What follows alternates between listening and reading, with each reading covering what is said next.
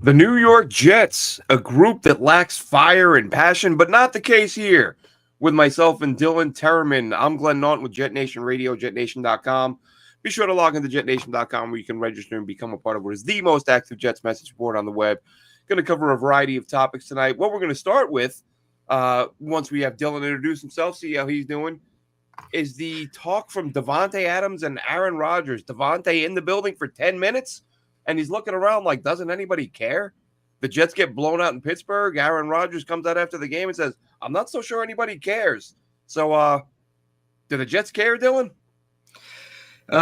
First off, glad to be back with you. I know one thing's for sure. We care. That's certainly we care a lot. That's not up for debate. Great Faith No More. Yeah. We care a lot.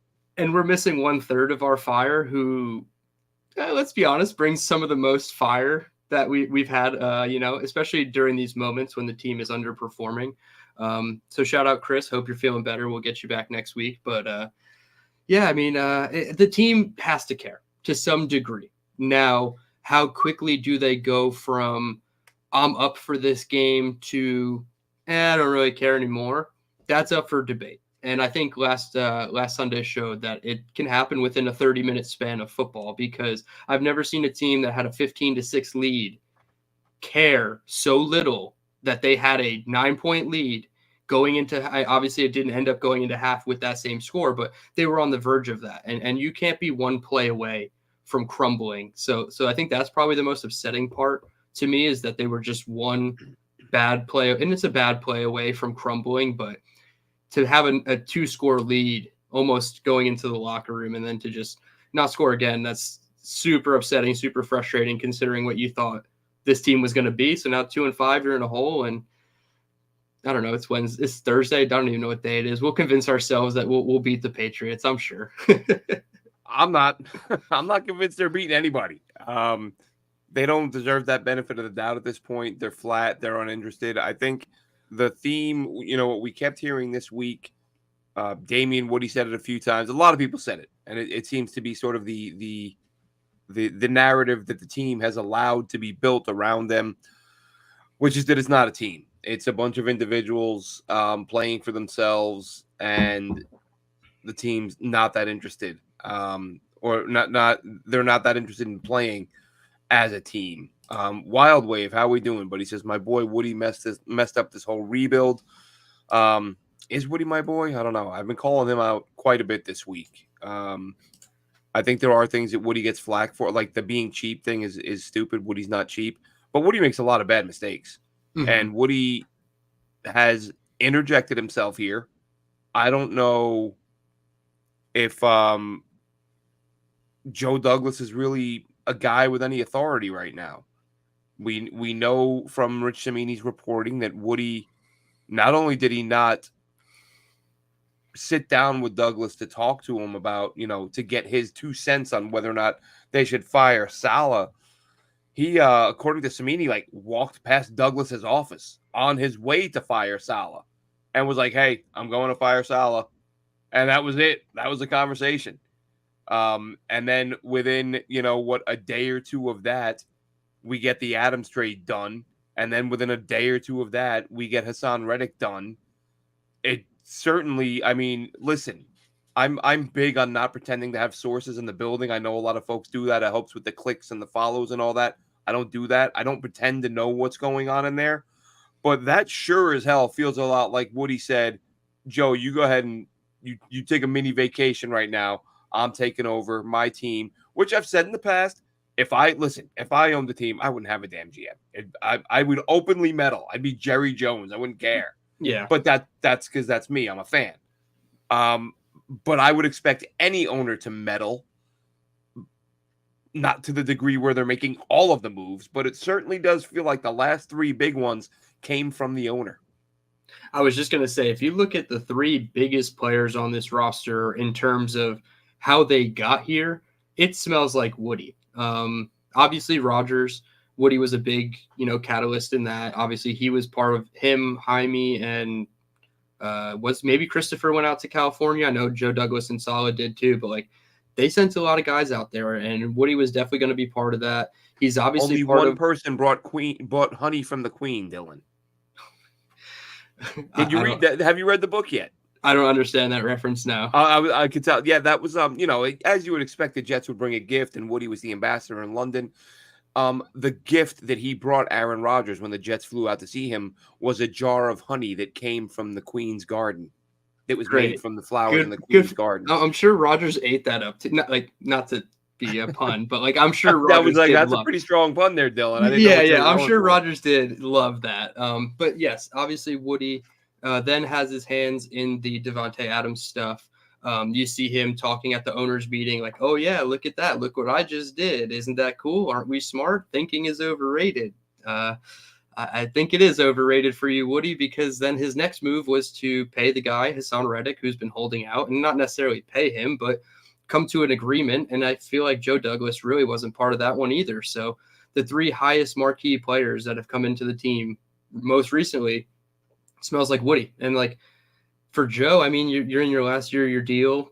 Some people keep joking Joe Douglas is going to walk in free agency, and I don't know if that's what we're heading to, but it just seems like once a GM loses control, just like once a head coach loses control, just like, anybody loses control, that's the beginning of the end. And unless something happens that really saves Joe Douglas, it's hard to say that we're not looking for a new GM and head coach in 2025. Yeah, I fully expect them to be looking for both. The way this is all transpired, I don't think Woody was wrong when he said it's the most talented team he's had, but it doesn't matter because they're not playing well. You can Right. have all the talent in the world, but if you're not winning, who cares? It doesn't matter. Mm-hmm.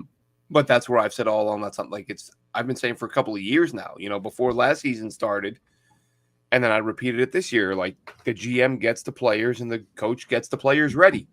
Well, I feel like they've got the players, but the players haven't been ready. Right. But regardless of my personal feelings about Joe Douglas as the GM, if Woody's taken over his job, and Rich Cimini said it on his podcast the other day, Flight Deck, really good episode. And Cimini said, like, I'm not so sure that if Woody wants Joe Douglas back, that Douglas doesn't walk and say, you know what, if you're going to call the shots when things get tough, then I'm going to go somewhere else. I don't think, listen, like I've heard people say, oh, if Douglas gets fired, he's not getting a GM job right away. I mean, I'm not going to say it's never happened. I can't think of a GM that's ever happened to. It just doesn't happen. I mean, there's only so many openings every offseason, and any team that brings in a guy who just got fired is going to get killed. So Joe Douglas will get a job, and then within how many years, maybe he gets the GM job. Maybe he doesn't. Whatever. What matters right now, he's the Jets GM, but it looks as if he's been neutered by the owner. So does he leave? We'll have to wait and see. I think he finds a job faster than Rex Hogan. But probably not faster than Robert Saleh. I had that thought as soon as they fired him. I thought if he wants to get back right like now, one of the LaFleurs will put in or San Fran. Yep, exactly. Yeah, San Fran or one of the LaFleurs will give him a job. And the irony if he's hoisting a Lombardi Trophy in Green Bay at the end of this season, that would be that would be something crazy. But where I stand with Joe Douglas is this: a lot of people will take the blame off him and say coaching is the reason for his shortcomings or whatever. You point to something and they'll say it's the coaching, or you can point to something and then they'll say, oh, it was Woody meddling in something. It's probably a little bit of all of that. But at the end of the day, I still think Joe Douglas has made a lot of crucial errors. And the biggest one to me that I'm starting to notice, and again, this has a lot of Woody influence too, because he holds the money, is JFM. JFM, we were told we couldn't afford. So Woody in the spring, maybe hamstringing Joe Douglas and saying we can't afford somebody after we just traded for somebody who's high profile at the same position. But then 7 months later, you're trading for a star wide receiver and paying him money. So, like, not saying I don't like the Davante Adams move. Right, of course. But I'm saying, like, if we had JFM and we had that allocation of financial resources back in the spring when we were standing at the table and the dealer was asking if we wanted more cards and if we wanted to hit and keep going and push our chips all in, that's when we should have done it. Not when we're desperate at 2-4 trying to bring Davante Adams in here and pray for a miracle that he turns around right away. And I know people are already saying it's a waste of a trade because he didn't have 15 catches for 13 touchdowns on Sunday night, and that's fine, whatever. But I don't know. It's just it's weird. That is the other part of it, is you may have just given away a 3rd round pick for like an 8 or 9 game rental and on a I mean, I don't see, and Wild Wave says here Woody needs to extend JD and get back to the UK because Wild Wave is angry. Look, a lot of us are angry right now. I cannot believe that we're not at Halloween yet and we're looking at draft prospects. It's time to start digging in deeper in the draft because the Jets appear to have blown another season, a season that was supposed to be different. They're all supposed to be different, but this one was, you're getting Rodgers back, but Rodgers isn't Rodgers. We talked about this before we went live, Dylan. How much of Rodgers is Rodgers right now? I haven't even been digging into the numbers because I'm just aggravated.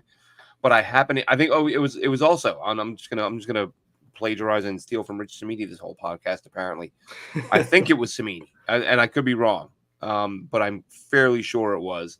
He was throwing out a few stats on Rodgers and mentioned that in what was it, completion percentage over expected, right? So Football Outsiders, they break down the plays. This should be a completion. This shouldn't. Blah blah blah. And then they go from they say, was it a completion? How much better were you than you should have been? Out of the 32 starting quarterbacks in the NFL, Aaron Rodgers is 31st. Anthony Richardson is the only quarterback in the NFL right now with a worse completion over expected rate right now. And there are other, but listen, there are some metrics where Rodgers is strong. Again, this was according to Sweeney. When I looked this up a couple weeks ago, and it wasn't as bad because I thought the Jets might be first. But apparently now they are number 1 in the NFL in drops. Like, there's been a lot of key drops. And I get it. I understand the NFL. It's part of the game. You got to deal with it. But anytime you're like top 3, 4, 5, then it's a bigger issue for you than it is for most teams. And especially when we're talking about a team that just had a stretch where they lost 3 games by 10 points. And that's why the Davante thing, I feel like, happened too late. If it happened even a week earlier, that could have made all the difference. But it didn't. Against Buffalo would have made a huge difference. Yeah, you waited a week. I remember going to the game against Minnesota and explaining to my son what was going on. It was like the Thursday or whatever, and I said, "Oh, here's the story, and the Jets are expected, and hoping they trade for him in time to get him on a plane to London and meet the team there." So it could have been a couple of weeks ago. Obviously, it wasn't. And Vegas needed to be able to, they wanted to have to trade him at the same time. Like, it takes 2 teams. Maybe the Jets had been calling, since they're probably more annoying than me in my fantasy league, just like sending trade offers to everybody that I can find. And that's probably the Jets, and we don't know that. But, then the Raiders eventually caved and were like, all right, here's Davante. And, maybe at the same time they're holding out too, because then the Jets get more desperate the more losses they stack up. And we're not mathematically eliminated, like you said, but 2-3 versus 2-4, the season's slipping away. And now they're like, okay, we'll send the conditional 3. Who cares? Maybe they were out of 4 and now they jumped up to, who knows? So again, just guessing. I think Joe Douglas was willing to stand on whatever he was offering and not give up that 2. And I think when they lost that game, that's where Woody stepped in and said, make it conditional, but offer the 2. And this is like my biggest gripe with the Jets sucking is we do this, and it's not nobody's fault. Like, we're all entitled to doing this. Is we look at one scenario and we say, oh, well, this happened. Davante Adams came. Well, it was a week late. Well, maybe it was Woody's fault, or maybe it was Joe's fault, and we just do this blame. Well, again, with the Woody thing, I think it was because it was on top of the Salah firing. I think Woody jumped in and was like, "I'm going to make this stuff happen. I'm going to do it now." Yep. If Salah was still in place and the Davante thing happens, even then, that wouldn't be Woody. That's it could have been the money, because that was my big thing with Douglas, was people saying, why isn't he doing this? Why isn't he doing that? And they were pointing to the money. And I was just like, I don't think Joe Douglas cares more about Woody's money than his job. I think he wants to keep his job. And if he could get somebody in here for $10 million, he'd get somebody in here for $10 million. But either way, again, we don't know who did it. The Jets screwed it up.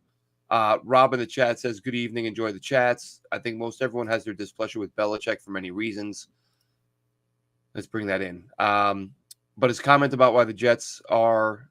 Oh, it went away on me. Here we go. Why the Jets are the way they are starts at the top with the owner. When you look at the history of the Johnsons' ownership based on wins and losses, it's abysmal. I'm not saying it's his fault, but at the end of the day, the buck stops with the owner. The Woody Johnson is, I think, 54 games under 500 since taking over. And we can blame Joe Douglas. Okay, let's blame Joe Douglas. Okay, what about before that? Okay, let's blame John Idzik. Let's blame Mike McCagnon. Let's blame, everyone who has been here under Woody.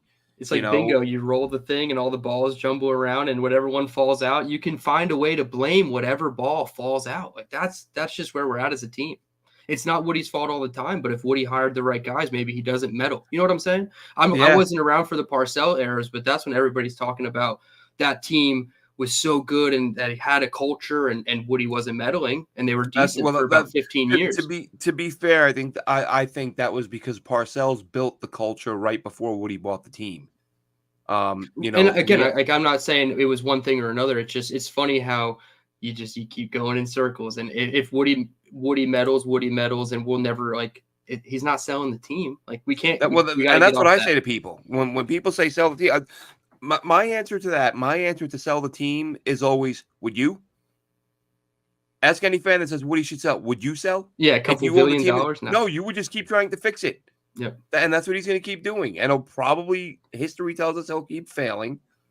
The GMs have been historically bad. Look at the players they drafted between Mike McCagnon and John Idzik over that stretch. How many of those guys were out of the NFL within 2 to 3 years? First rounder, second round, doesn't matter. Everybody sucked. Joe Douglas comes in, has a horrible draft class, then a really good draft class. And then all of a sudden the standard becomes you got to hit 90% of your picks. You suck. Like that's it. And if you don't, every seventh rounder has to be a starter. I've seen people cherry pick. Oh, Puka Nacua, why can't we have that? No, he's a 1 in a million. These are 1 in a million things. That's like Tom Brady. Why not trade for pick 199 every year and just draft Tom Brady every season? Yeah, exactly. Like that. That's not reality. But I think again the speed with which all of this happened and the fact that it's being reported that Douglas had zero to do. I mean that to me is surreal. Like I would have thought Woody would have been like, "Hey Joe, come up to my office. We need to have a conversation." About and Saleh? not that he needs Douglas is okay. You don't have to do anything. He didn't even have to stop and tell him on the way there. But professionally, you would think he would say, "Let's sit down and talk." And I'm going to tell you the guy that hired him, right? Yeah. I think you mentioned it right after is him getting him walking out of the owner's box in London. Yeah. I mean, if you're getting clowned on by your colleagues in London and you're supposed to present this nice fancy team that you've put together and you're taking all this credit for, and then you get embarrassed. I mean, I don't know. We talked about it at nauseum. We agreed with the Saleh firing, just not the timing of it. And I know Chris agreed with it too. Wait till the end of the year, or you just had to fire him back in the spring because realistically, we got 2.5 quarters of Jeff Ulbrich, a boost to this team and the morale of this team. And it was against Buffalo for 2.5 quarters. And then we couldn't stop, Josh Allen doing his, quarterback runs, and we lost the game ultimately. But it's just unfortunate that we're back in this cycle again. Like you said, it's October 23rd, and we're talking about draft eventually here. We started last week because we were just kind of putting our toes in the water. But at this point, it's like, jump right in, buy your tickets to the Senior Bowl. I'm about to this week. Nauseating. I know. And Wild Wave says that Bill and Parcells left because of Woody. And I agree with it. I mean, I was 3 years old when it happened, but you read the tea leaves and then everything Bill Belichick says in the media. I think Bill has become unfiltered with his new role in the media. And people keep saying he loves Saleh. I don't think that's the case at all. I think he just genuinely hates Woody Johnson that much. Any chance to take a shot at the Jets. Yeah, but what he's saying is kind of correct. Yes, Saleh's demeanor was piss poor the last couple weeks of the season, and it looked like a dead man walking. but it's not really much better under Ulbrich. Like, we've let up 60 points in the last 2 games. We have 3 sacks, no turnovers. I know turnovers are something that we completely struggle with all the time, but I don't know. I feel like not much, and the schemes changed, and it's not much better. So it's kind of tough, and it's hard to say what's next, but change only brings more change, and every loss that stacks, something is going to happen to this team. Great. Unfortunately, it's been positive things, like trading for Davante Adams, getting Haason Reddick in here. But at first it was negative. Saleh left, Hackett gets demoted, which is a positive for fans and football minds, but like it's a negative in the culture. And now if you lose again this week, that change is going to be negative. There's not many levers you can pull that are going to be positive to spin a 2-6 season and try to gain hope. Jets fans are depleted. Comment sections are depleted on all content creators' feeds. The content creators themselves are fed up. Like, people, like, shout out to you and Chris, because I know he joined, for doing a post-game reaction. I need that at least 12 solid hours to like yell about it or like just mope about, like, I can't do it. And like, so shout out to everybody. And when I'm doing them, it's friggin' 5:30 in the morning. Exactly. Like, the sun's coming up and you're so mad. Like, I just want to be throwing stuff, but instead exactly. So shout out to everybody that doesn't deserve this team, but participates in it week to week anyway, because you guys are the true soldiers, truly. I'll tell you what, man, it's, I joke about, well, not joke. I do think I talk about how the thought of curses and all that stuff, is just silly. They're just a bad team. Yeah. They always have been. Well, they have been more often than they haven't. But Jesus, I think back to the fact I started, working with Jet Nation, right after those AFC Championship games. Like, I've never covered this team and had them be good. It's I actually looked it up. I'd be afraid to look it up again. Their my record, my winning percentage is worse than Woody's. Maybe it's my fault, Dylan. Oof. Dude, maybe it's me. The first article I wrote for Jet Nation was the coaching search of 2019. And at the 11th hour, I had to edit a paragraph in for Adam Gase. And the whole time I'm thinking, God damn it, we're going to hire this lunatic. And we did. So, like, I think the same things all the time. I don't believe in curses. I couldn't even say that I do. They just suck. They just suck. They don't have a good owner. When you don't have any reasons, when you don't have any more reasons, or you just don't want to like logically think about a reason, it's easy to just be like, we're cursed. Screw it. Who cares? And move on. It's like the easy. It's the easy that's way out, where we're at as a fan. We're beaten down. That's unfortunate. That's where we're at. And there's 10 games left. There's 10 games left in the season. Okay, crazy. Here's the harsh reality is that this is my prediction. Rodgers is retiring after this year. He's tired of getting his ass kicked. He can't move. He's a statue. You can't win in 2024 with a statue at QB. The Jets have a statue at QB. Bad hamstrings, bad knees, bad ankles, 40 years old. Guess what? Next year, he's going to have bad hamstrings, bad knees, bad ankles, and might be less mobile. He's going to get beaten into the ground, beaten into the turf enough this season with the dysfunction. Or what do you do? Hey, Aaron, if you stay on, we'll let you pick the coach this time too. Like, where does it end? I think Rodgers walks away. And then guess what, Dylan? We don't have a quarterback again. And we might not have another one for another 50 years. So this could be just the beginning. The golden era of Jets football was in week 3 when they were 2-1.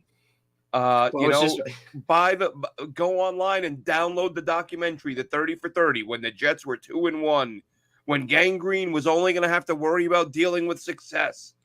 And then it all fell apart, and it might be another decade of this stuff. I was just going to say week 3, like, because you brought up the mobility of Rodgers, and I'm like, God damn, that game was so fun. He only scrambled 3 times for 18 yards, but he was so maneuvering the launch point, getting out of the pocket, throwing good passes. You talked about completion percentage over expected. His was a 12.7 that game. Every other game this season, and I haven't input Pittsburgh's yet, but I know it's negative. They've been negative completion percentage over expected. And that takes away all the, the drops and the spikes and things of that nature. Yep. So it's definitely on him to turn this around. And from what he said in the media, he's going to try to bring some more juice, some more energy, because right now I don't like his demeanor's always sucked. Like for the last 5 years in Green Bay, it's not really been great. And it's hard to be a leader that way. Now, when he came to New York, it sounded like he was going to change that. Not much has changed on the field. So hopefully this week we can see a change where he's not, so pessimistic with his body language. And a lot of times he's not getting mad at the other players. He's getting mad at himself. But you got to be able to contain that to some degree when you're dealing with, truthfully, such a fragile team. They don't know how to handle criticism or handle a negative swing of momentum in a game. It just, something's got to give with this roster. And I said it to you in the pre-show. It seemed like we were a quarterback away, and we probably were. And then we made some moves to get into 2024, and we probably pushed ourselves further away from being a quarterback away. But we had Aaron Rodgers, so we were cool with it. If we got 100% Aaron Rodgers, I don't think this team is like this. But the fact that we have Aaron Rodgers, maybe people kind of give up a little, not give up, but not play 100% because they're like, well, we got our quarterback. We can, we don't have to play so tight all the time. Cruise control. Rodgers makes his mistakes. And now the whole team's like, oh, shit, we got to step on the gas. We got to push. We got to press. And then you see Garrett Wilson making these little mistakes. You see Tyron Smith false start holding. And I mean, that's been a constant theme this season. But it's just little things like that where Rodgers is like the dynamite spark. And as soon as one thing happens bad, it's like an avalanche of bad things keep happening. So we can't have this be the way it goes forward for the rest of the season, or else no, I don't think he will be back. But I will say this, and maybe you disagree with me. I think this is an attractive destination if you need a GM and a head coach. One, you give them the power. You don't give it to Rodgers. You say, hey, you come in. If you want to keep Rodgers, you keep Rodgers. If you don't want to keep Rodgers, you don't keep Rodgers. You don't leave it up to Rodgers anymore. If he wants to retire, that's fine. I really don't think they're going to. The messaging after Davante came here was you don't move your family again in a couple months. So I think that they're going to be here for 2025. But he even said if shit hits the fan and they're in a different stratosphere next year, what does that look like for everybody? So I say give the coach or the GM the control to choose Rodgers' future next year. But I do think that he and Adams will be back. Yeah, I don't even know. Because what coach is going to say no to Aaron Rodgers? Truthfully, when you don't have the next guy. This version of him? Yes, exactly. But you don't have another answer. Sitting here week 8, week 9, the injuries piling up. What more likely than not, more injuries are coming. How good if by year's end he's being held together with duct tape and super glue. I don't know a lot of coaches are going to be dying to come into a building where that guy is in charge, and you're kind of here's the problem with Jets fans, and I don't mean this it's not the fault of Jets fans, but our quarterbacks have been so bad for so long that even a broken down Aaron Rodgers, who was a below average quarterback, is like, oh, that's good, yeah, we'll take that, instead of hey, why don't we? Because again, what's the alternative? I don't know. I can't see, and maybe you're right. Maybe I'm dead wrong, but I can't see Rodgers taking a full beating this season. Again, I expect more injuries to pile up. I can't. At the rate it's going, he's only going to get more injured.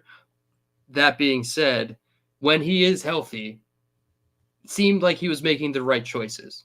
I don't know if his hamstring and his ankle are connected to his brain and his decision-making process, but ever since Minnesota, it's just kind of went out the window, and it's been really bad. Denver, you can mitigate the problems. He didn't have any turnover-worthy plays, but 4 in Minnesota. You have the interception against Buffalo, but I even thought for being mildly immobile in Buffalo, he looked good. He outplayed Josh Allen for the most part in the air. The running stuff, Josh Allen's always going to win. Doesn't matter, but especially against the Jets and Michael Clemens. But I don't know. I feel like Rodgers has still looked like the better. Russell Wilson was about to get booed off that field, and then Rodgers throws a pick, and all of a sudden the whole game flips. So I get it. Rodgers is making terrible mistakes, and I wanted to put up Wild Waves comments because this is part of it too. Somebody's got to be here. To just assume it's going to be a bad person because of Woody. What do you think of Joe Douglas then, dude? Like, do you think he was a bad GM and he came here because of Woody and like nobody wanted to work with Woody, so he Well, just kind of got stuck with Joe Douglas? I think Joe Douglas came here because Woody made an unprecedented move and offered him a 6-year deal. And I think that's what Joe Douglas said. Like, look, I don't want to, if you want me that bad, you got to make it worth my while. And, GMs generally get a 4-year deal, maybe 5. Joe Douglas was like, I need 6 years of security if I'm going to go there. And maybe Woody will have to do that again. But, there will be, 6, 7 openings, most likely. And there'll be a couple of top guys, and the Jets usually lose out on those top guys. The other thing that helped with Joe Douglas is it happened at a time when there wasn't really a hiring cycle. They were outside of the hiring cycle, so It was it's right not after like the Joe draft. Douglas was going Yeah. to have other offers. So Yeah. that was sort of beneficial in that sense in getting your guy. And that move was sort of universally praised. I mean, Joe Douglas was viewed as a guy who's going to be, he's going to get a lead job the next cycle. Yeah. My Hold on. Larry, real quick, Oh, go says, Dylan, I disagree with you. I'm thinking AR8 is done. Dude, there's plenty of people that think that based on his play that he's done. I don't agree with this one, Rob. At this point, a healthy Tyrod Taylor is an upgrade. It's really not. We got to stop doing this thing as Jets I fans. don't Where I like, don't think it's an upgrade, but I think for as poorly as this offensive line is played at times, it would be nice to have someone who can get away but from he the doesn't pressure. run. Like he doesn't really do that type of stuff. Like yes, he can get out of the pocket, and Yeah. if a leg that works I is only better than a watched him a leg little that bit with the doesn't. Giants last year, and But I recall a couple of decent runs in the little bit we've that I already watched. seen this happen. We've seen this movie plenty of times as Jets Oh fans. god, Don't yeah. break out the Tyrod Taylor t-shirts with the guys coming off the plane. Like it doesn't make sense. Like we clamor for the guy on the bench, and we did it with Jeff Ulbrich and Rob Saleh, and like we're not getting the results. So I don't know. Yeah. There's a lot of blame to go around, and I'm not excluding him from blame, but there's so much other blame everywhere else. Like I'm more concerned about the defense turning it around than I am the offense. I'll be completely honest with you. There's a And lot of stuff. there's no reason to think the defense will turn it around. I Yeah, think there's I a lot think of stuff I saw on tape, and nobody wants to hear any positives. But it's Thursday, so I'm going to be a little bit positive. Davante Adams and Aaron Rodgers had the connection. It didn't, look at all the times, but those little looky routes on those slants for 4, 5, 6, 7 yards, they're going to eat in this offense doing those types of things. The passes where he couldn't connect with Davante Adams, where he looked off Aaron Rodgers, or where he looked off Davante Adams, those are bad. But I don't know. The connection was good. Garrett looked good other than one play. Like Garrett was creating separation. Rodgers didn't throw it to him, but I don't know. There's so many positives with this offense that are like we're right there to score. I thought we were going to go up 30-6 at one point against the Steelers based on the way it was going. Our defense was holding them to 3 and outs. We were getting 3 and outs, but then we were also scoring 2 touchdowns, and Tyler Conklin scored a goddamn touchdown. So if it felt like the football gods were on our sides at any point, like I don't know, we had such a high momentum fall off in that game that maybe they don't recover, but I'm more worried about the defense, and we can talk about that if you and want. Garrett Wilson, one thing on Garrett Wilson real quick. I know they're not going to ask him about it because it's such a sensitive thing. And I don't like, I'm not saying this to knock Garrett. I actually feel for Garrett Wilson, like to know that you allowed that pick to happen. And that's how Xavier Newman ends up getting knocked out and carried off on a spine board and lands on IR. Because he's trying to make a play after you have the ball bounce off your chest. That's tough. Like that's one of your teammates. And aside from that being a pivotal play and losing the game, you may have cost a teammate or caused a teammate a significant injury. And I know you could say that's football and it happens, and that's right, it does. But that doesn't mean Garrett Wilson's not a human being, and it doesn't mean he doesn't realize that if he catches that ball, that doesn't happen. And luckily, Xavier Newman, IR, no idea how long he'll be out, but it's a shame that guy had a great camp. I thought he was playing well up to that point in the game. Mm-hmm. And then that he was happened. our first off the bench in a lot of positions on the line. Yeah, that was rough. Scott touches on something. How are we doing, Scott? What I said earlier about being worried about, what to do after Rodgers. Now, Scott seems to think Rodgers has 2 years left. I'm not sure he's got, I don't know if you mean 2 years after this, but I think he retires after this. We'll see. We'll see what happens. And if he doesn't, you're going to have to find a way to win with a quarterback who can't move. And this is a good point here, Dylan. A lot of people say, myself included, like, where's Olu? Where's Olu? Is Is Tyron Smith still in there? This is my guess. I think Tyron Smith is still in there just out of respect for the fact that he's Tyron Smith. That's exactly what they But said. what if the Jets are looking at Olu and they're like, he's not as good as Tyron right now. Like Tyron's the better player, which is a possibility. We don't know. We know he was shaky at right tackle, but he's not a right tackle, so I'm not putting that on him. And I think this is a respect for Tyron thing where he's going to have to get injured or he's going to have to give up another 6 sacks, which may only take a couple more weeks before they pull him. I want to say it was a guest on the Jake Asman show who mentioned that Tyron Smith is wearing a rib guard, which to him seems like he has a bad back. And based on the film, Tyron is dealing with something bad. That's to say, I don't know if Olu is better. Maybe, I would like to think that he. Though. I mean, yeah, you got to be. If he's hurt and playing this poorly, and they're not starting Olu, and Zach Rosenblatt of The Athletic had mentioned on his podcast too that Tyron has rejected every media request for him this season. So that's another issue too, because clearly he knows he's dealing with something and he doesn't want to address it publicly. So for the team to just come out and basically not even like make a fuss about or an argument about it and just be like, nope, we have respect for Tyron. We're going to keep playing him. That's the kind of stuff that makes me a little mad because you have the guy, right, in Olu that you think that you should at least try to get a look at left tackle. I mean, you tried it at right tackle when Moses went down, but now play him at his natural position and literally what's the harm? You said it might only take a week or two for him to allow 6 sacks. Maybe Olu does the exact same thing and you can go right back to Tyron Smith, but I don't know, give him a week to just like breathe, recover, do something where he looks like a serviceable tackle because right now he doesn't. And the narrative about the O-line is a little overblown because of how bad he is. But if you go over each individual player, you're coming away thinking they're mostly above average or like, about what you expected them to be this season, except for Tyron Smith. Yeah, Rodgers. Go ahead. No, I was going to say, I use this reference on Buffalo Jet Fans pod on Monday. It's like if you have a dam and 1/5 of it just breaks on the end, and you're just gushing water into the through the dam, the next weakest link is that next piece, which is John Simpson. And John Simpson's been doing well, but John Simpson's not a great left guard.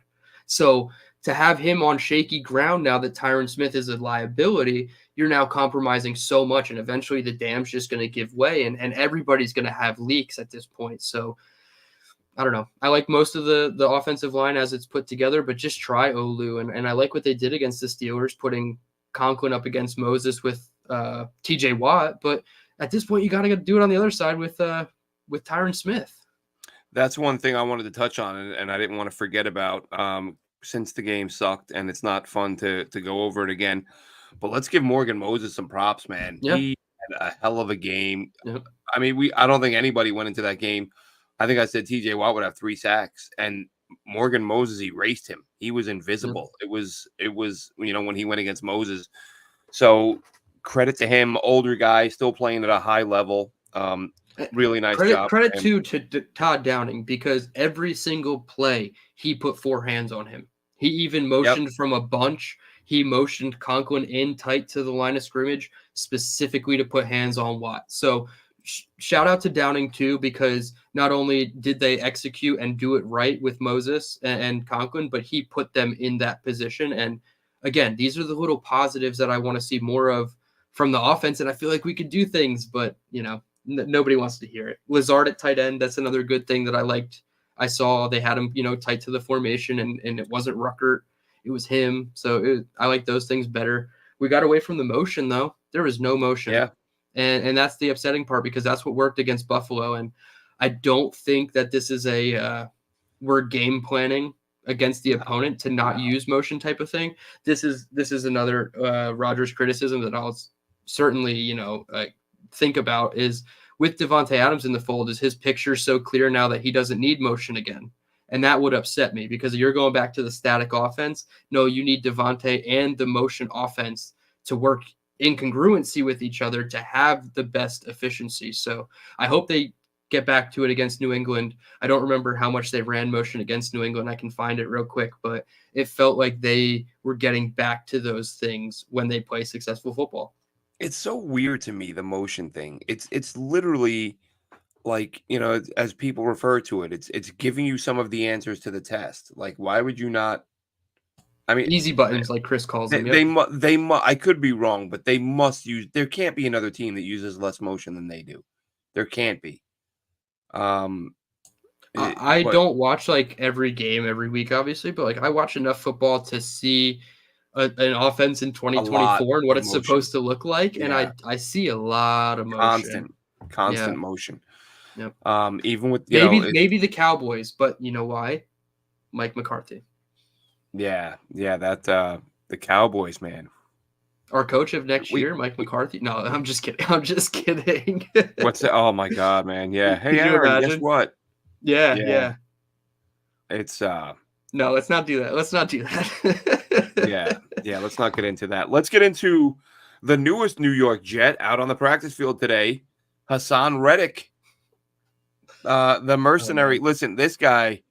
You want to talk about guys who were just here and players and not a roster, not a team. Bringing a guy who hates you, wanted to be traded, just lost $7 million, and is only playing for his next contract. You're not going to have a guy less interested in how this team performs. That I voiced the other day that I wasn't thrilled that after that blowout loss to the Steelers on national TV, that the first thing I see after that game is Breece Hall looking like he just signed a $50 million a year deal. Like, I've never seen Breece Hall so happy as when that game ended and the Jets lost and he was walking off, like having the time of his life. Mm-hmm. Haason Reddick, like that dude might be like ordering pizzas on the sideline during the game, down by 50. He zero interest in how this goes. I'm gonna share a picture real quick. The only positive here. So I don't know if you can see this fully, but Woody Johnson posted the picture of Haason Reddick at practice and said, "Glad to see Haason out with the guys." Not one comment is positive. I was gonna say this is the most tone-deaf move you could do, is to put this guy on your Twitter feed and say, "Oh, I'm so happy he's here." Come on, dude. Like, read the room for 1 second. Read the room, man. Yeah. So I kind of expect him to be solid because he's got he's got 11 games to prove to teams that he's worth over $20 million a year. 10 games. I feel like he's got to come out of this with 7 sacks. He's got to come out like gangbusters, and he's got to get himself 7 sacks if he wants to get that much money. What are you expecting from Reddick? I mean, listen, he's in shape, ain't football shape. Football shape takes a little while. Yeah. So it might be a couple weeks till we see him make a play. But look, hopefully I'm wrong. Hopefully strip sacks, pick six, or a scoop and score this week, something like that. But what do you expect from this guy who does not want to be here? So first I'm going to say what I want from Haason Reddick, and this is mainly just a 1-game sample size. I want you to be a third down disruptor. I don't care what the box score says at the end of this New England game. I literally just want you to be the guy that on third down creates enough havoc where Drake May can't get the pass to where it needs to go and we get off the field. That's all I'm asking. Other than that, I expect maybe 5 or 6 sacks on the season. Maybe he gets to 10 and you average 1 per game. Like maybe he just has like a 2 or 3 game big. That'd be wild. What's that? That would be wild. It'd be it's great. 10 in 10 games. We have 10 games left, not 11. So it'd literally be 1 a game. But he could have like a Will McDonald, a 3-sack game here. Yep. I'm not counting on that. I'm thinking 5 or 6, but just be a disruptor. That's all I'm asking for. And unfortunately, I heard Rich Cimini's rant about it and how he's just here to contract himself. Unfortunately, the Jets need that. Just go hunt. Just go hunt, dude. We don't care what happens because you're probably not back next year anyway. And if you don't care about us, we're not going to care about you. Just use him. Just put him out there. And unless he's out of shape, because if he's out of shape, he's probably going to be running like Michael Clemens with those stiff ass legs. So it could be really disastrous, but it could look kind of cool. Larry sees it coming. Larry says 10 sacks. Hey man, dude, if he gets all that money back from, I know you read the CBS article about the contract breakdown, and I advise anybody to go read it. And if he gets like 12 sacks, it's not a lot of money. So like, good for him. Even if he gets 12, like he's got to earn it. Wild Wave says maybe he gets 10. Or maybe do you mean we the team, or do you mean we the team get 10 out of Reddick? Either way, I think he means 10 out of Reddick. Yeah. Yeah, I think so, because he's saying He might get O-lines. 10. Yeah. Yep. Mm-hmm. Scott doesn't hate him as a player. Wish he did things better. I just it's just so terrible that they get him in here a week or two late. Again, if you were willing to, well, I shouldn't say that, because maybe the demands were unreasonable. Maybe it took Drew Rosenhaus coming in. And I think, and I said it, I think when the Jets gave him a chance to offer himself around for trade, that was them saying, all right, dude, if you don't believe us that nobody wants you at your price, go have a look. Did you see how long they gave him? Let the biggest mega agent in sports call all 30 teams that you haven't played for in the last 12 months and see how many of them are willing to give you the money you think you deserve. And when it came back a big fat 0, it was like, oh, all right, I guess I better get myself to camp and show these teams I deserve what I want. And they only gave him a 2-day window to look for a trade. I said it like when it was announced, I said this should be quick. And then I think it was like day 5. I was like, why is this taking so long? And I was like, everyone has Drew Rosenhaus' number. Yeah. Any team, like, if there are 4 teams that are interested in him, which would probably be on the high end, how long does it take a phone call for them to say, what does he want? Sorry, we're not interested. Like, that should have taken 1 day. I think the Jets were nice to give him 2 days. Yeah. And it took but we 2 knew days. How that was going to happen. They could have given him a week. They could have given him a month. This is what I mean. That's why they just said, that's why they probably said, all right, man, if you're going to give us a hard time about coming in, take 2 days, offer your services around, and see what someone's willing to pay you. And nobody was willing to give him what he wanted. So I was like, oh, okay, I get it now. So now he's here. And we'll see what he does. I mean, he's an exciting player. And this is the interesting thing is going to be, how does he produce, not only for the obvious reason of contributing to wins, but we've talked about, or I've said, like, maybe there's some concern over how much he's got left because of the fact that he finished the year so slow last year, or on such a downward spiral. No sacks over his final 4 or 5 games for a guy who is one of the elite pass rushers in the league. I have a question for you. Go ahead. If Reddick flames out, let's just say he gets 3 sacks, he looks like a shell of himself for the rest of the season, and Rodgers continues doing whatever he's doing at this rate, who has a higher chance in your mind of being back in 2025 just in the NFL? Because I feel like Reddick is like towing the line of, I might not be in the league anymore. I did this stupid ass holdout. I've come back now that the team, is halfway through their season. And if I don't play up to even like 75% of my potential, like, who is going to want me? Whereas like Rodgers, yeah, he kind of has a little bit of say in what he does as far as retiring. But I don't think if Rodgers like continued being this poor, like say he left in free agency, maybe a team would pick up Rodgers. I don't know. It's hard to say, but I don't know, man. Reddick is so like close to being out of the league, like Chandler Jones type stuff. With Rodgers, I mean, everyone knew he was available a couple of years ago. Only the Jets called. And now you're getting a guy who would be 2 years older, less effective than he was a couple of, like, you're getting an older and worse player that no one wanted 2 years ago. I don't know. Now, again, salary was an issue. If a team could bring Aaron Rodgers in for $12 million a year, sure, yeah, that's true. Maybe, yeah, I think that would be a possibility. Actually, that's a great segue, Dylan, because I mean, I don't know that Rodgers would do it. We did say from time to time we want to touch on other topics. Well, we got a few minutes left here. I'll bring up one topic that is not Jets related. And then we'll go over the very lengthy injury report just for a good time. Cleveland Browns, Dylan. I don't know that there's a team. I don't know that we've ever seen a team in a worse predicament than they are right now. Now, this is their own fault. Yeah. You kind of, I don't want to say, well, God, I almost said they deserve it. That clip that I sent you, I had no idea. That was bad. And I don't know if that's real. Like, I've seen comments that say it's like a WWE soundbite. Is it?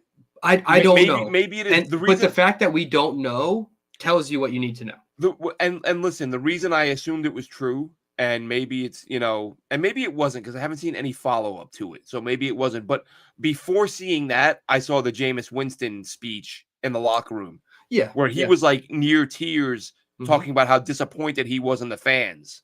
Yep. And then I saw the other clip like 10 minutes later. I'm like, oh, that must be what pissed him off. Maybe it didn't happen. But even if it didn't, for anyone who doesn't know, there's a clip going around of it sounds like the Cleveland fans are chanting, "You deserve it" to Deshaun Watson. Might be fake. Probably fake. Because like I said, as I sit here and think about it, that would have been a much bigger story. And I've not heard it talked about anywhere else other than that one tweet that went viral. So, but even that aside, without that being an issue, Deshaun Watson is due $156 million. No, sorry, $146 million. Much better. Over the next 2 years. And he's looking at a 1-year rehab from now. I mean, if you're the Browns, I've said over the years, and I say this with no malice. I have friends who are Browns fans. It's more a little bit of lighthearted, a little bit of coping. But I've said many times, as a Jets fan, thank God for the Browns. Because, like, there's always the Browns that at least there's one team you can look at and say, at least we ain't them. Yeah. And when they traded for Deshaun Watson, I was like, oh, well, that era is over. Like, they got a franchise guy now. So now it's just the Jets. And then this happens. And they got to watch Baker Mayfield throw, 86 touchdowns on Monday Night Football or whatever night it was. Baker Mayfield play out of his mind. And they're on the hook. What do? You're on the hook. You basically, for the next 2 years, $76 million in cap hit on one player who you don't have. You might bring in Aaron Rodgers for $10 million if he'd come in. Like, what do you do? If you're the Cleveland Browns, truthfully, I don't know what you do to rectify that situation. I don't know if this was an ownership decision that pushed for Deshaun. I don't know if this is a front office decision that pushed for Deshaun. I don't think it was Kevin Stefanski. And I'm going to spin this into a nice Jets positive like I always do. I'm happy that this is happening, not because he's hurt, not because, whatever. I'm just glad that they're bad because now Stefanski had to stand up at the podium and defend Deshaun Watson and say he's the best chance to win, like we saw Saleh do with Zach Wilson. Now they probably get the better chance to win on the field with Jameis or even Dorian Thompson-Robinson, to be honest. So now they actually have a chance, but Stefanski just gave up play calling duties. They're making changes still. There's a chance Stefanski gets fired at the end of the season. Jets should be swooping in there as fast as it could possibly be to go get you a Kevin Stefanski for your team. And maybe it's not exactly him, but like there's guys out there like that in situations where they might lose their job. And I feel like they're still equipped to be good coaches that the Jets should be, attracted to at least. And there's always going to be the guy sitting up in the booth in Baltimore right now that you've been on for 5 years at least, but now it's like he's growing up on my power rankings too, and that's Todd Monken, man. Like, but as far as the Browns, I don't know what you do. You sell at the deadline. You let Stefanski make decisions again. I don't know, stripping him of power, I feel like is not the right move. But at this point, your cupboards are pretty bare, and you got to just make do for the last 10 games. So like you said, thank God for the Browns, because the Jets don't necessarily get all the – could you imagine if the Browns didn't exist, how much they would just like lop on the Jets at this point? Like even the Panthers somehow are escaping a lot of like the flack for being such a bad team. The Patriots too, their coach just called them soft. That's terrible. And That's they're another still topic I not was gonna like bring up. That's getting, wild. and they're not getting piled on like the Jets. And I get it, where the Jets, they're gonna pile But on no matter you hear what. Belichick talk about that though, calling them The team soft. wasn't soft when he was there. He's like, hey, Yeah, if you're soft, you can't stop the run, and the Patriots stopped the run last year. yeah. And the Jets So aren't, so we're soft. So well, the Jets I think are just bad. I yeah. get you mentioned JFM, Al Woods left, Quentin Jefferson left. I think those were big moves that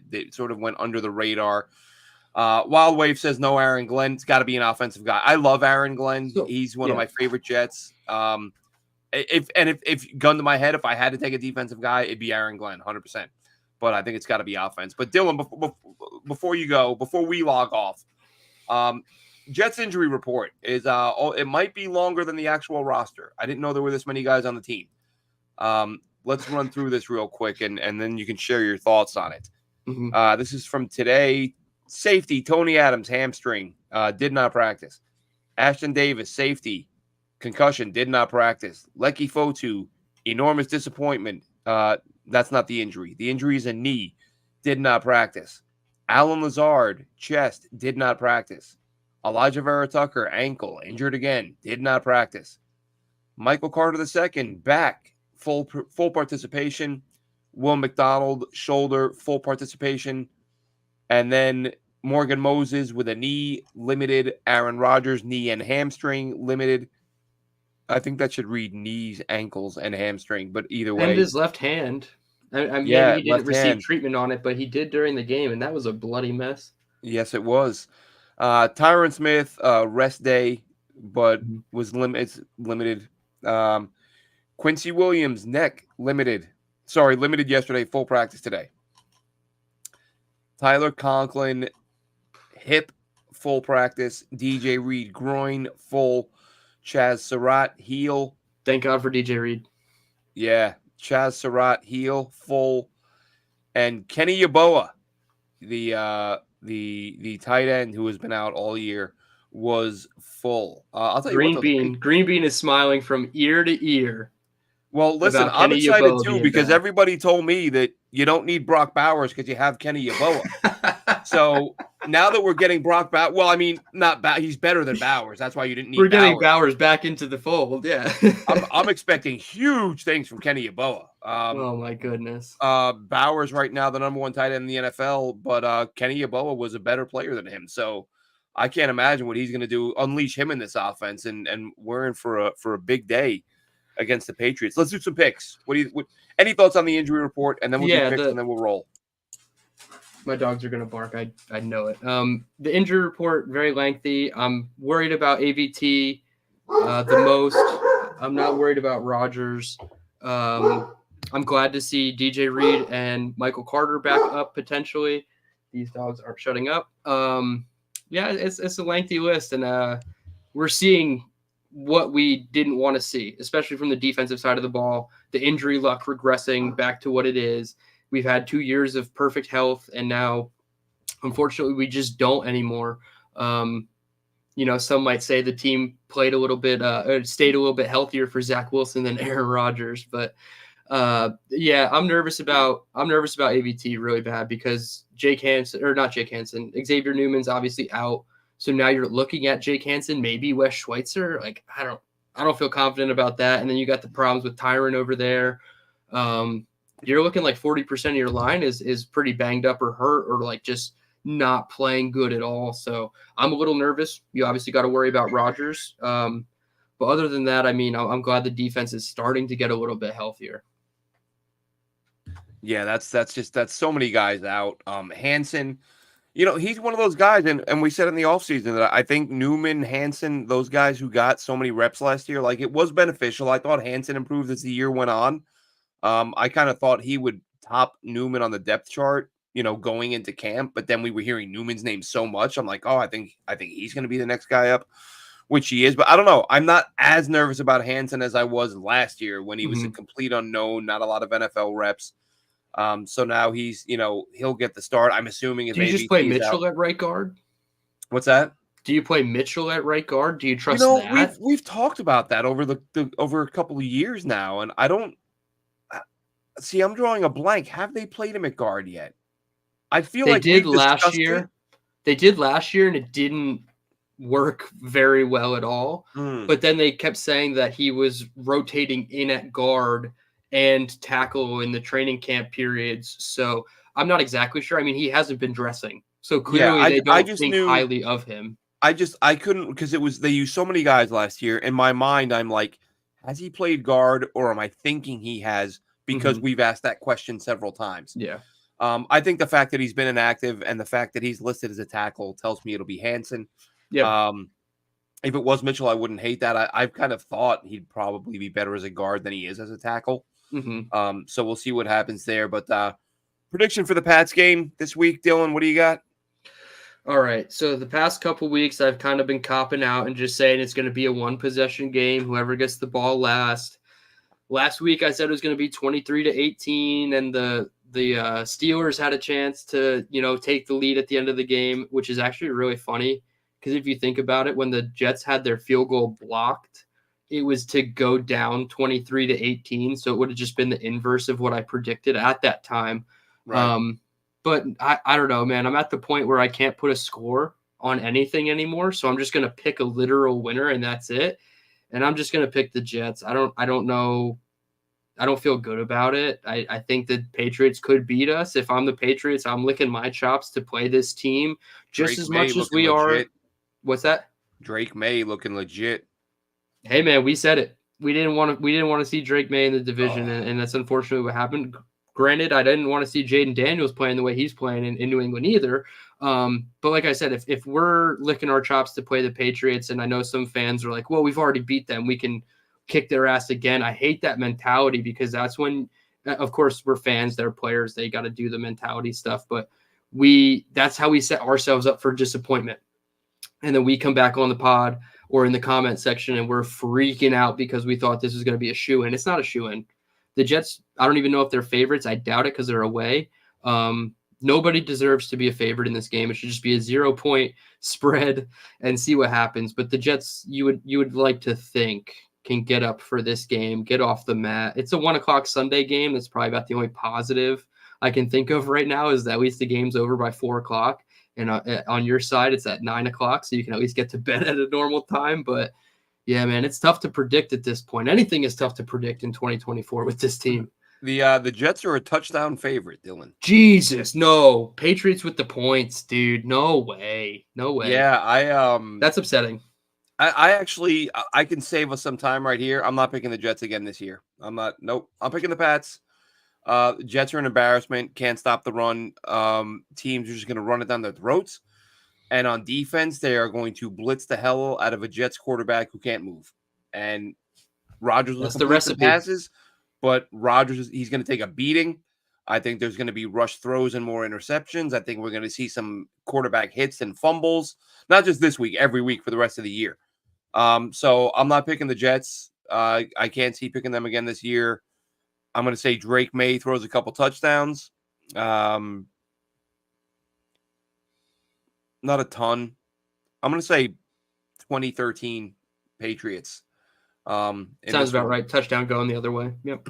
Yeah. But I'll probably put money on the Jets before kickoff because that's what I always do. Put money on the Patriots, man. You're bad. I'm just kidding. You know, I'm such a bad gambler. I thought about doing that, but I'm like, then I'd feel bad if I won money on the Jets. I can't do that. But maybe that's I should. True. Maybe I should. Maybe I just that way. If you lose, you're at least winning. I've had that thought, man. I've never done it, but I've thought to myself, I should just bet on them to lose every week, no matter how good or bad they are. And for the weeks that they lose, at least I get something out of it. I mean, God knows I put enough money into this team, right? Who I think it was it Shaq when somebody's like, "There's no I in team." He said, "Yeah, but there is a me in that MFer." So that should just be you betting. Like, who cares about the team? Like, just care about you and your wallet because dude, I can't bet on the Jets anymore. It's when I gotten see hard. Breece Hall and when I see who was it the week before Javon Kinlaw, when I see these guys laughing it up and yucking it up when they're losing, committing penalties, Greg missing a kick and then laughing. I am taking years off my life with the aggravation I get from this team. And these dudes couldn't be happier to be losing. They couldn't care less. So it does make me want to throw up, but it is what it is, man. I know the deal. I'm a grown up. I know these guys. It's a job to them. A lot of them don't love it. But I'm a fan and I do, so I'll watch and I'll root and I'll Oh accept, yeah, every play. live with the fact that they're not that into it. But anyway, that'll wrap this one up. Thanks for joining us. Hopefully, all three of us next week. Hopefully, the Jets prove me wrong and the post-game show this week includes some highlights and maybe a win. But I think that's asking a little bit much. I don't think they can stop the run. I don't think they can stop the pass rush. Have a good one, Jets fans.